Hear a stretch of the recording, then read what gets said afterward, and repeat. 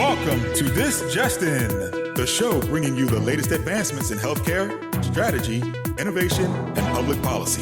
And now, for the fastest voice in healthcare, here's your host, Justin Barnes.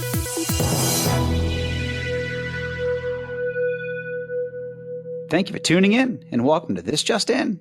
I'm your host, Justin Barnes. In these segments, I'll bring you the latest advancements in healthcare, strategy, innovation, and public policy. As always, we're broadcasting from the This Just In studios on the Business Radio X network, as well as the Healthcare Now radio network. For this episode, my 231st episode, with a very special show and welcoming back a very good friend and our producer, Roberta Mullin. Welcome back to the show, Roberta. Thanks, Justin. It's always great to see you or be with you, actually. Usually you get to see me nowadays. Kind of cool because we've been together a couple of times. But yeah, it's great to have you back. So I was excited because, you know, we're talking a bit off air here, and we try to do these shows at least 2 or 3 times a year to come together, compare notes, talk a little bit about the show, talk a little bit about what we're up to. But also, you know, as you just brought up to me and I completely forgot, we have a very important anniversary coming up where I guess I'm coming on 6 years of having this show. So your first episode aired 11/17/2015. Wow. Do you remember who the guest was? Actually, I'm wrapping my brain. Was it Ben it Wilson? No, let me give you a clue. Bipartisan policy. Janet Marchaberta. There you go. Oh, that's awesome. She kicked off your show at the very beginning. It was right before Thanksgiving, 2015, and we were just starting the on-air radio station. Mm-hmm. Yeah, she was great. She was always a great ally, and she's technically still is. I'm not sure if she's still leading the BPC, but Bipartisan Policy Center, but she was a great advocate for us in health IT and digital health. So, well, I'll tell you what, bipartisanship has come a long way since 2015. What do you think? Oh boy, I think we have a long. Oh boy. Oh boy is right. Actually, I know I was writing something and it brought me back to my time on Capitol Hill. And we had so much more bipartisanship when I was there, and we did such a great job of moving bills through Congress, getting them signed by the president. And now it's a complete, just a circus. I'm sorry. I'm a positive person, but we did it much better back in the day. Well, I think when you were there too, the people that were involved on Capitol Hill are actually a lot of the people that are involved in the bipartisan, First and Daschle, right? Yes. Yeah. So they're trying to keep it going. Yeah. I don't, it's hard. It would be interesting to have the bipartisan people on again after 6 years. You're right. And actually, that's a great show. And if Jan's still there, she would do it in a heartbeat. So actually, let's put that in the notes field and look into that because that could be great. Mm-hmm. Okay. All right. So that was you starting 6 years ago. And through the 6 years, we have kind of kept up with you. You're the host of the show. I know you're doing a lot of different stuff now. You're not on Capitol Hill anymore, but you're doing a lot of stuff. Tell the audience to get us all caught up on what you're doing. Yeah, it's a great point because I've been doing this now for almost 3 years, or actually I think I'm going up on 3 years exactly, serving on the board of an organization, but really knee deep in not just virtual care, but really digital health in general, and really bringing the extension of care outside the 4 walls of an organization into communities. You know, it's quote unquote virtual care, but it really is larger than that because we think of virtual care as kind of like telehealth or just, you know, some individual monitoring. But there's a lot, you know, as our healthcare system evolves, there's so much opportunity and it's extremely exciting. It's actually where I've been pushing for many years because it's really where it's a little bit of fee for service, but it's really where value-based care, alternative payment models, and these types of alternative care models in general come together. And it's really managing that patient in its entirety holistically. And so it is about that in-person visit, but it's managing the patient before, during, and after that visit. And that's what I'm knee deep in today. My company called Cure for You, but that's really where we're going to take, I think, several of these upcoming shows into highlighting best practices that I've been able to be a part of, help create. The think tank brought a lot of this forward. And these are actually a lot of members of the think tank that I work with today. Very fortunate there. So that's really where the last 3 years, I've continued on the radio show But I've really focused heavily back into one organization because it's really where my heart and passion was. But now I look forward to taking all that I've learned and learning to my audience and really bring this forward. Extremely timely as well. And, when I first met you, you actually worked for Greenway, right? I did. Greenway for Right. over 11 years. Yes. Right. And then you went out and were doing some independent stuff, a lot of consulting. You sit on a lot of boards, Yes. and now you kind of gone back to the vendor space. I with did. A lot of in between. Right. Mm-hmm. I have. And the reason being is I love being on boards, but I was young enough and had a lot of energy and I got, fire in the belly still. And I didn't want to sit on boards at this point in my career. I had learned a lot. I learned a lot during my days at Greenway, my days in Capitol Hill. I was part of a lot of industry associations.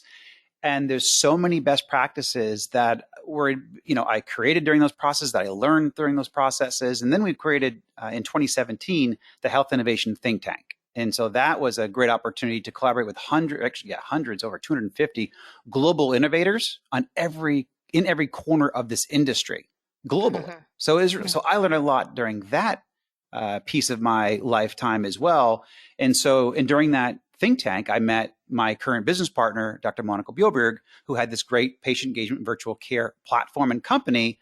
And we just kind of hit it off as just great business partners. And it's been a great match. And so that's really where I decided to dive back in and take a lot of those best practices I was learning in the think tank and learning with all this deep collaboration with all these other thought leaders in the industry, and then bring them back into an organization and allowing me to focus. That's the biggest thing, is when you sit on a lot of boards, you give a lot of advice to other people, but it's hard to implement something on your own. You don't actually get your hands dirty. And I'm just that kind of person who likes to work. I like to get my hands dirty. I like to help teams one-on-one, individually, and build them. And so that's my passion lies. You can hear it in my voice. I talk faster when I start talking about this topic.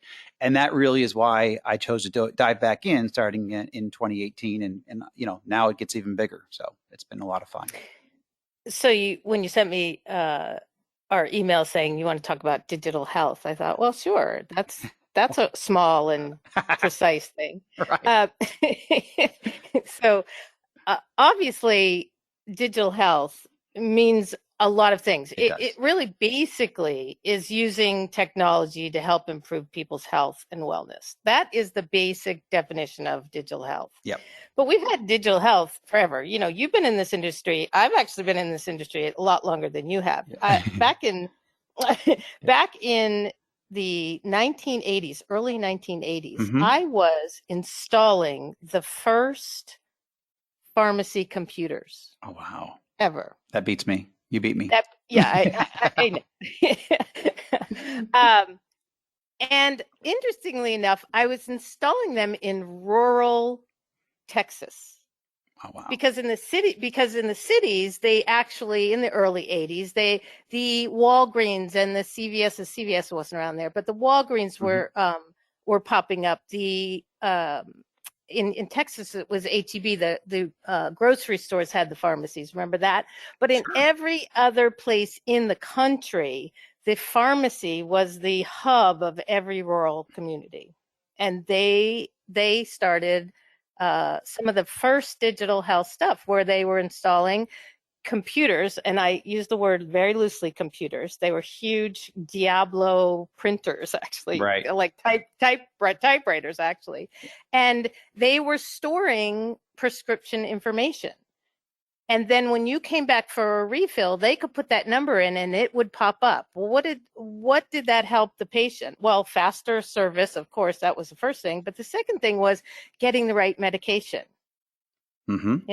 How many times do you think someone has gotten the wrong medication way back in the early days when they went in for refills and everything else?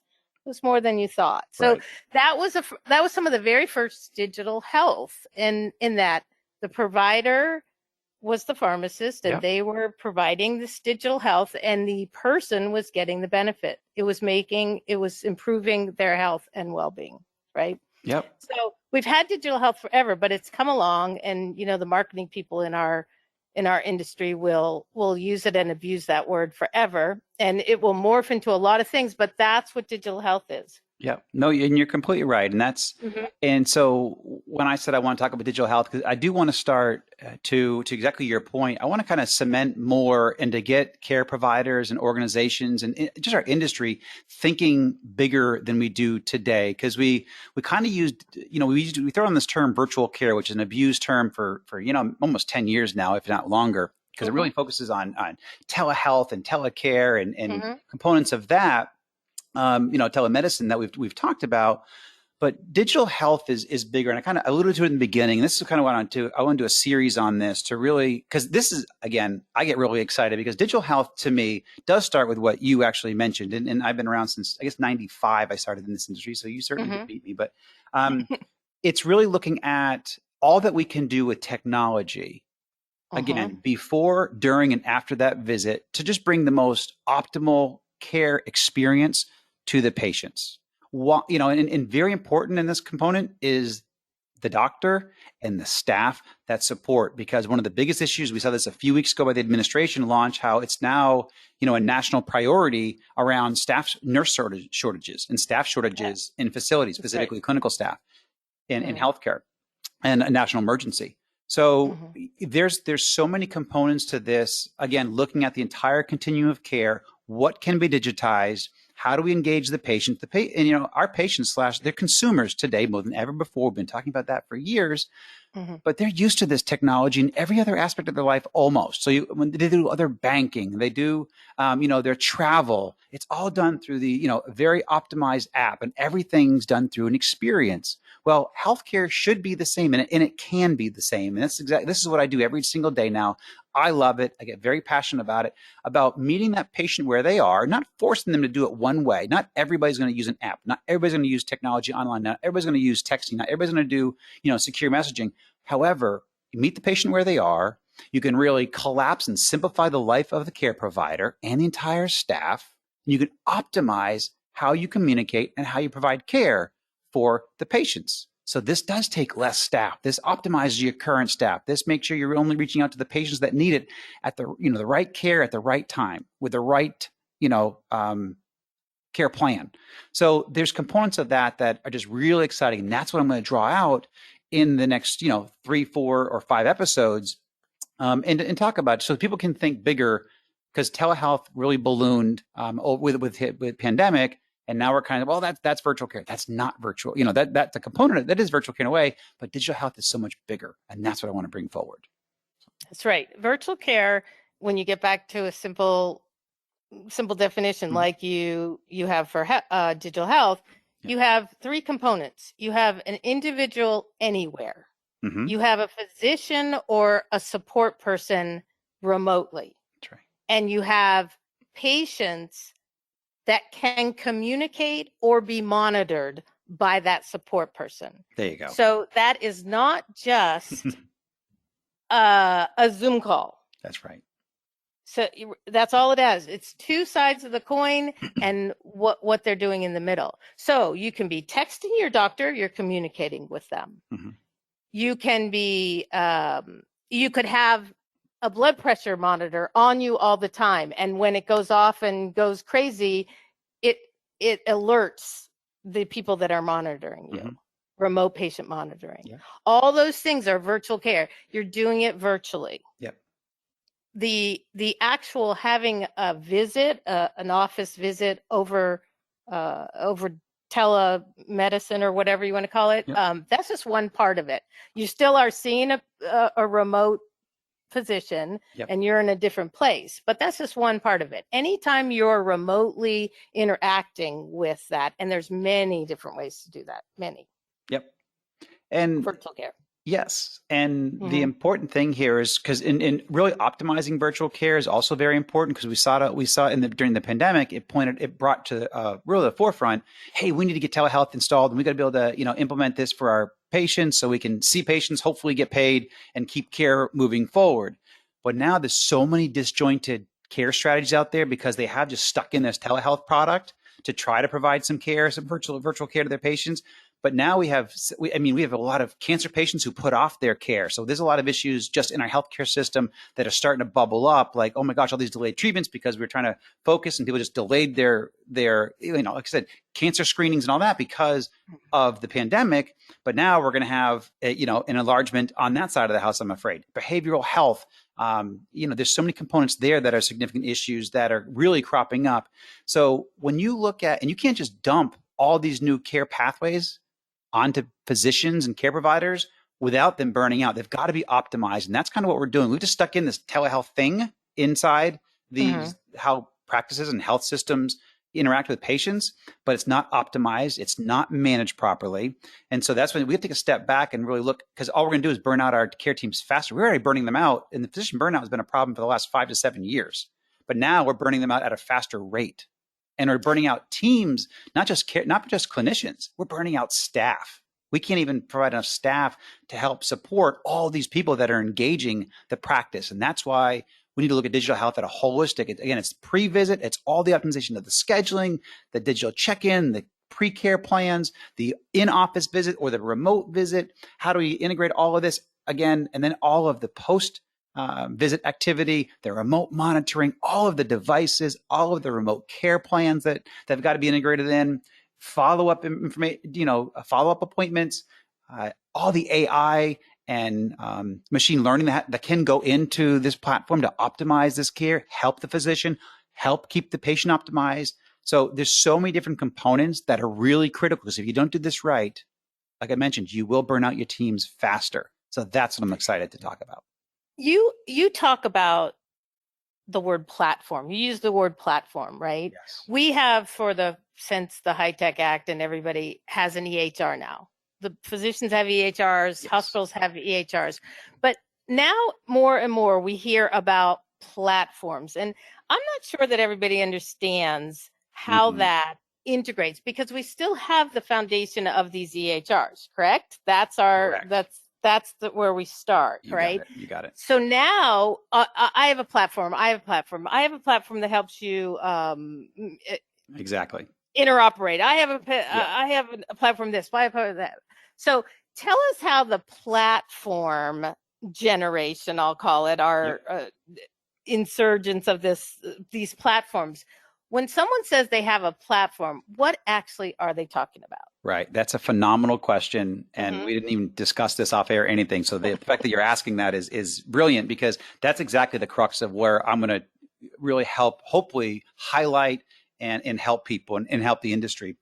So the platform, you're right, everybody's got a platform, quote unquote, but the problem is they've deployed a telehealth platform, but it's not integrated into their EHR or into their overall care strategy. So now you have a disjointed care strategy, which we've been in the think tank, we've been talking about that for years. We've got to integrate all these technologies into a single platform. So what you do is you should have deep API-based integration or standards-based interoperability with the EHR. The EHR is the central component for clinical documentation by the provider and potentially some other staff, clinical staff. However, all these technologies have got to overlay the EHR and has got to interoperate with it with discrete data. That's critically important. And it should be able to interoperate with multiple EHRs. If it's a single physician practice, or if they have one EHR, that's great. But your digital health platform has got to be integrated into the EHR. They should be synonymous in many ways with deep, rich interoperability, because the data's got to flow back and forth. You cannot double key, double enter information for all the obvious reasons. We got to make this, again, we got to collapse the stacks for these offices, health systems, providers, and all their staff. So you look for these systems and platforms that overlay the EHR and can have everything from online scheduling to patient self-scheduling to digital check-in to telehealth to RPM, remote patient monitoring, to remote care management, all the devices that they need, all the follow-up, all the care plans, and even patient support, to be honest, in a lot of cases, because patients can't, providers can't offer support to all those different products. So, but all that onto a single platform, that's what the fastest growing technology in the industry is. And that's where all providers are going, one way or the other. That's what I'm in the middle of every day. So that's really important, because you've got to have all this integrated into one platform, one look and feel for the patient, one look and feel for the provider. They can't bounce between 3 different systems. They can't have an RPM system over here, use Zoom or a telehealth system here, their EHR over here, and maybe a digital check-in system off to the side. That's what's burning everybody out. today. So one platform is all of that, fully integrated, single platform. And that's what the industry is moving towards as quick as humanly possible. And how do they hook to their HIE to get the information back and forth? That'll go from the EHR. So the data should flow from the digital health platform that overlays the EHR into the EHR. Now, there's two ways. The EHR very well could feed that HIE if it needs to, or that digital, because that's one of my other best practices. Now you're kind of getting ahead of me in my shows. But no, it's great. You bring it out of me. So it's very important that this digital health platform that I'm talking about has open APIs, has SDK, software development kit, that developers can get data out. It needs to be able to open APIs, hopefully use FHIR-based standards to get data out of these systems. So it could come from the EHR, and EHRs are getting better. You know, Cures Act has helped tremendously. You heard me tell Mickey and all these coordinators, everybody in ONC. They did a phenomenal job of encouraging and enforcing data to flow, or pushing. We want them to enforce more. So the new rules in ONC are helping this move along significantly. Okay. But they also platforms have got to support that on their side, not just EHRs, but all platforms. I'm telling these health systems practice, make sure whatever platforms you deploy have open APIs and feed discrete data wherever it needs to go. Okay, that sounds good. I just think people are very confused on all the stuff that's out there right now. And especially, I mean, hospitals have their IT and CIOs, and they have all the people, working for them and can understand this stuff. I think when you move down to the physician level and the small practices and things like that, it's overwhelming. Not only once they get installed, it's overwhelming to figure out what they need. Well, I will tell you, you're 100% right. But you know who's the most overwhelmed are these CIOs of these large health systems, because now they went and implemented a telehealth solution that's probably not integrated into their overall care strategy. And now they've got 1,000 doctors or 800 or 1,500 care providers or 3,000 care providers using a telehealth product where the notes are not being integrated into the note of the patient. And now shame on them, Justin. Well, shame on. This is critical, but they had to throw telehealth up so fast, and now they've got all these RPM pressures. Their telehealth system's not integrated into their RPM system, and that data is not flowing back into the EHR. So they're more stressed than anybody, because again, I'm in the middle of all this, and I'm talking to these large health systems, and they're like, where do we even start? Because we've got to now unravel a lot of these technologies that aren't true platforms to bring on a platform. So that's what we're in the middle of. I still say shame on them. Yeah. Oh, I agree. It was just a reaction. They're the top of the top of our industry. Yep. Right. Yeah. Everybody did throw a lot of stuff at a lot of things when we first started with the pandemic, but we've been into this over, I think we're going into 18 months now. I mean, and they are starting to unwind. I will say that's exactly why I'm in the middle of these conversations. They are starting to understand and say, hey, we've got it handled. We got telehealth, rolled up. We're seeing our patients. Now we need to figure out a long-term strategy. They figured out the short term, and now they're all right. Now we need a longer-term strategy. Yeah. So they are bringing it back around, but they are extremely stressed. Right. But to your point, these small organizations, they're also learning this the hard way, and that's why the series is going to come up is to talk about this and how do you start? Where do you begin? Well, I think a lot of times you use the technical technology words that are not really layman's words, or in medicine, like platform. Right. I know what it is. I come from that dare, but when people talk about it, I'm like, well, what exactly is your platform? And I think that they're asking that all the time. What does that even mean? Right. Under, over, side by side, going what? Right. Good point. Right. Okay. Well, let's talk about this series. What do we have left for time, Justin? Yeah, we have about 2 minutes or so. Okay. Yeah. So you're putting together this digital health series, what are you going to do? 4 episodes in a row? Yeah, probably 4 or 5. Yeah, probably 4 episodes talking about, customer success, best practices, innovation, implementation, and strategy, and overall strategy. And I'm not sure the exact order that probably will be the order. But I think importantly is to talk about it from a provider standpoint. What should providers look for in these types of platforms and systems? and how can they get the most success out of them, and what should they hold their vendors accountable for? But then also, I also want to mention what vendors should be doing, what software providers and developers should be creating to best support our industry, what our industry deserves. So I think that's the approach each show will take. So again, customer success, innovation, implementation, and digital health. And again, this is all digital health, customer success, digital health innovation best practices, digital health implementation best practices, and digital health strategy and best practices. So, well, that sounds exciting. Yep. So it should be good. I think it's timely. As you mentioned, there's so much coming at these organizations. There's so much information moving around. But if I can, take the strategy that took to Capitol Hill is, healthcare and health IT and digital health was very complex, but we would get up there and we would explain it very simply and methodically to, the legislators and their staff to create policy and to move it through Congress and get it signed by the administration and White House. So that's exactly the approach that I'm going to take here, is to kind of take down some of these very complex topics and break them down into simple concepts. And what are just simple best practices? And that's what we did in the think tank as well. And we'll continue on that in the think tank, is think very simple. Well, they have what they're calling what do they call it? The telehealth cliff. Are they talking about? Well, we're at time, so we may have to hold that one for next time. All right. You get that on the next one. We will. Roberta, thank you so much. We're going off the cliff. Sorry. Yeah, we are going off the cliff. No, we'll bring that one back. But Roberta, thank you for joining me on air again. You're always an amazing guest. And as we say, always, we need to do this more often. And thank you all for joining us today. And please tune in weekdays at 2:30 p.m. Eastern, 11:30 a.m. Pacific. As always, you can track me on Twitter at HIT Advisor and use the hashtag ThisJustinRadio so we can respond to your comments from the show. If you missed any of this episode or want to hear more, all my shows are posted on Apple iTunes, SoundCloud, iHeartRadio, Spreaker, Google Play, and TuneIn.